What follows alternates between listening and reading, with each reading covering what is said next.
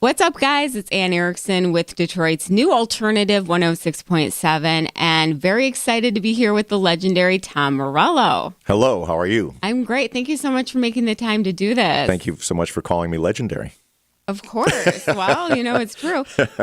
You have a new solo album out, The Atlas Underground, which is so good. And you work with such a wide range of artists on here. So what was your vision with this record? Yeah, I really wanted to make a solo record, a guitar-oriented record that was a sonic conspiracy. And so I called up some old friends like Rise Against and Wu-Tang Clan and some new friends like K-Flay and Big Boy and Killer Mike, and tried to make a record that was in some ways a Trojan horse in 2018 to reintroduce guitar solos to radio, which have been gone for too long. And so by collaborating with a wide range of artists from, Steve Aoki, Bass Nectar, Knife Party, Phantogram on the EDM side, rockers like Rise Against, and hip-hop folks like like I said, the Wu-Tang and Big Boy, Killer Mike, and those guys, to really make a record that was unapologetically rock and roll and yet speaks to 2018. Definitely. And I really like your collaboration with Gary Clark Jr. Sure. I think that's pretty unexpected. So how did that come together? Yeah, sure. Well, I'm a big fan of Gary's, and he came over to my house, and we jammed for about 3.5 hours, and I boiled it down to a 3.5-minute song. He's a tremendous talent as both a guitarist and as a singer and as a songwriter. So it was I've had the opportunity to play with him a few times, but it was great to get him on the record. So what collaboration on here yielded the most surprising result for you? Probably the one with Portugal the Man and Weathen, which is like the single, Every Step That I Take. On that song, we're partnering with a suicide prevention organization called SAVE. And it was a song that, after the passing of Chris Cornell, I wanted to do something that was going to have some tangible results in the real world to kind of demystify and take away some of the stigma from depression and suicide awareness. Matt Schultz from Cage the Elephant and I wrote the song, and then Johnny from Portugal the Man and Weathen and I performed the song. And it really is like that is, in some ways, it sums up the record in that it has there's a meaning behind it, and it has a kick-ass guitar solo. Definitely. And then switching gears a little bit, I've heard that you're friends with someone from this area who's a little bit surprising, Ted Nugent. Is that true? I've heard both. Yeah. Ted and I have been.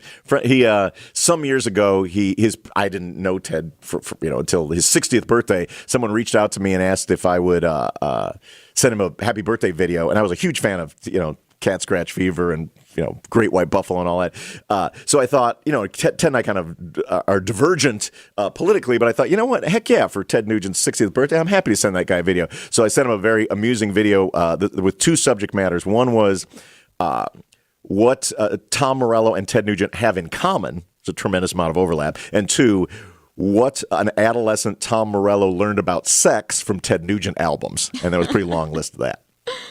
Awesome. How are you able to be friends with someone who's an opposite from you on the political spectrum? Because I think we can all learn from that. Yeah. I mean, well, on the one hand, we're not entirely opposite. We're both big proponents of free speech, for one. We're big proponents of rock and roll, and it's a good. And we're big like family men and stuff like that. So there's a lot of, you look at the areas of commonality. I think to begin with, and then be like Ted and I.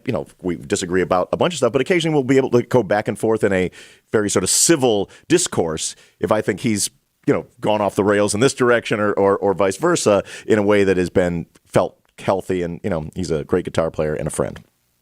Awesome. Well, you're playing the L Club in Detroit tonight. Yeah. So what's it like playing intimate venues like what you're doing now on Sure. your solo tour versus the big amphitheater? Sure. Well, this is like, an experience, maybe more than a concert. It's a lot of discussion about, telling amusing tales from Rage Against the Machine, Audio Slave, my stint with Bruce Springsteen and the E Street Band, doing a lot of like guitar demonstration, and then I shred my ass off. Like it's a lot of fun for me to do, and it's a lot of fun for the fans to have that kind of up close experience. Awesome. Well, Chris Cornell, of course, passed away in Detroit over a year ago. What do you most miss about him? Well, that's right. I haven't been back since then. Well, he was, first of all, I never, even though I was in a band with him and friends with him for a very long time, I never stopped being a huge fan of Chris Cornell. He has one of the greatest voices in the history of rock and roll music, and to be able to work with him for those years, to watch how he could conjure beautiful and terrifying melodies just out of the ethers so effortlessly was a real gift to like stand next to him. And then his whole kind of like rock god presence is amazing. I mean, I will say this, that there were a number of years went by after Audioslave broke up where we didn't play together. I was very, very happy, and I feel blessed that we were able to jam together a couple of times before he passed, and just a real honor to breathe the same air and to stand on stage with that rock icon. So seeing that you're one of the most legendary guitarists of your generation, who are your top 5 favorite guitarists? Top 5 favorite guitarists. I'll just do this off the top of my head. Randy Rhoads was the poster on my wall when I practiced 8 hours a day. His 62nd birthday would have been yesterday. I love Jimmy Page and Tony Iommi, the massive riff writers.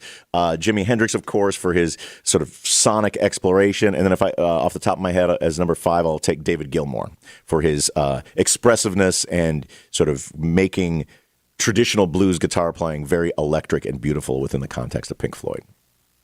Cool. And Rage Against the Machine nominated for the Rock and Roll Hall of Fame, and a lot of fans are excited about it. What are your thoughts on that? Because I know a lot of artists get happy and some are like, Yeah. No. I mean, I think the Rock and Roll Hall of Fame's come a long way over the course of the last 5 or 6 years, where it previously excluded my favorite genre of music, which is hard rock music. But that's changed, from Rush and Kiss and Stevie Ray Vaughan getting into, Judas Priest being nominated and Rage being nominated. So I think in 2018, we really need to be raging against the machine a good deal more. So if it happens, it happens. I'll be happy for it. And if not, it's all good.